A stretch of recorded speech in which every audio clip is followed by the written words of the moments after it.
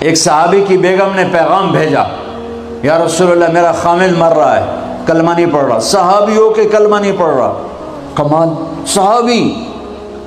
اب بھاگ کے گئے، ہم نے کہا بیٹا کلمہ پڑھ، پڑھوانے والے نبی، پڑھنے والا صحابی۔ کہا جی پڑھا نہیں جاتا، بول رہا ہے کلمہ نہیں پڑھا جا رہا۔ ہم نے کہا کیا ہو؟ کہا جی بس پڑھا نہیں جاتا۔ آپ نے فرمایا اس کے والدین میں کون زندہ ہے؟ کہا جی ماں زندہ ہے۔ تو آپ نے کہا اس کی ماں کو بلاؤ، اور ماں آ گئی۔ آپ نے فرمایا علقمہ کی ماں تو بیٹے سے ناراض تو نہیں؟ سننا بچوں، غور سے سننا، یہ بچیاں بھی غور سے سنو۔ کہا جی میں ناراض ہوں، ناراض ہوں۔ کہا تجھے کیا ناراضگی ہے؟ ہے کہ یا رسول اللہ مجھے اس کے دین کا کوئی گلہ نہیں ہے، بہت نیک بچہ ہے، راتوں کو اٹھ کے تہجد پڑھتا ہے، نفلوں میں کھڑے ہو کے قرآن پڑھتا ہے، دن میں روزے رکھتا ہے، لیکن بس مجھ سے جب بولتا ہے تو بدتمیز ہو کے بولتا ہے، میرا دل چیر کے رکھ دیتا ہے جب مجھ سے بات کرتا ہے، بس مجھے اس کا دکھ درد ہے۔ آج تو ماؤں کی پٹائیاں کرتی ہے اولاد، وہاں صرف زبان کی تیزی، زبان کا لہجہ روکھا، کہ یا رسول اللہ بہت بدتمیز ہو کے بولتا ہے۔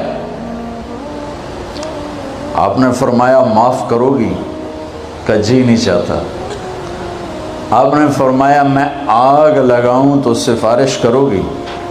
کہا جی آگ میں تو نہیں دیکھ سکتی، سفارش کروں گی۔ آپ نے فرمایا اگر تو نے معاف نہ کیا تو یہ مرتے ہی اللہ کی آگ میں جلے گا، اس کو صحابی ہونا بھی جہنم سے نہیں کوئی بچا سکتا۔ حالانکہ قرآن کہتا کُلًّا وعد اللہ الحسنى، اے میرے نبی میرا وعدہ ہے تیرے تمام صحابہ جنتی ہیں، لیکن میرے نبی نے کہا سن لے تو نے معاف نہ کیا تو یہ سیدھا اللہ کی آگ میں جائے گا۔ سفارش کرتے ہو، معاف کرتے ہو؟ کہا جی میں اب معاف کرتی ہوں۔ آپ نے کہا بیٹا لا الہ الا اللہ کہہ، اس نے کہا لا الہ الا اللہ اور جان نکل گئی۔ آپ نے اس کا جنازہ پڑھایا، اس کے دفن میں شریک ہوئے، اور پھر اعلان کیا اس کی قبر پہ کھڑے ہو کر جس نے ماں باپ کو دکھ دیا اس پہ اللہ کی لعنت، اس پہ فرشتوں کی لعنت، اس پہ زمین آسمان کی لعنت، ان کی نہ نماز قبول ہے، نہ روزہ قبول ہے، نہ صدقہ قبول ہے۔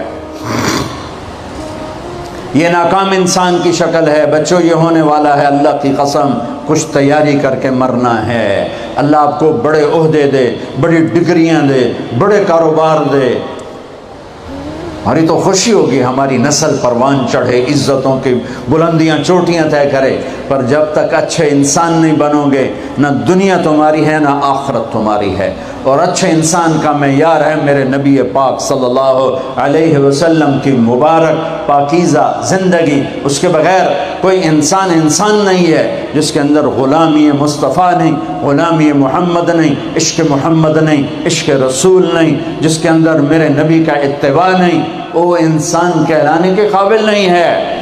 اب ایک آدمی یوں ہو گیا، اس کی نیکیاں ایسے ہو گئیں تو اللہ کا اعلان ہوگا کامیاب ہو گیا، کامیاب ہو گیا، اسے جنت کے جوڑے پہناؤ، اسے جنت کا تاج پہناؤ۔ یہ جائے گا، یہ 5 فٹ کے قد میں، 6 فٹ کے قد میں، لیکن جب اللہ کہے گا کامیاب ہو گیا تو جنت کا جو ہائٹ ہے وہ 5 فٹ نہیں ہے، جنت کی ہائٹ 130 فٹ ہے۔ اللہ نے ہمیں جو بنایا، ہمارے باپ آدم کو جو بنایا اور ہماری اماں حوا کو جو بنایا 130 فٹ۔ آپ سب بچے شاید جانتے ہوں گے یوسف علیہ السلام کو، یہ بچیاں بھی جانتی ہوں گی، یوسف علیہ السلام کو اللہ نے سب سے حسین بنایا، سب سے خوبصورت یوسف علیہ السلام۔